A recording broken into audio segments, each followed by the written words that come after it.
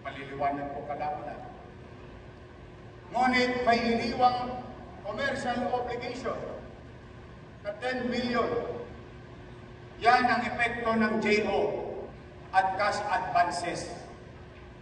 Tanong, Yorme, kala ko ba wala na tayong pera?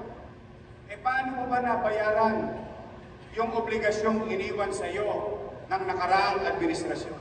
Ayaw mo, hindi mo pwede i-complete. 3.1 billion na. Wala pa tayong pera niyan.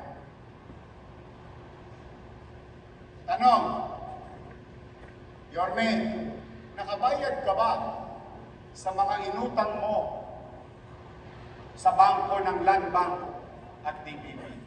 Ayan din po, 272 million pesos.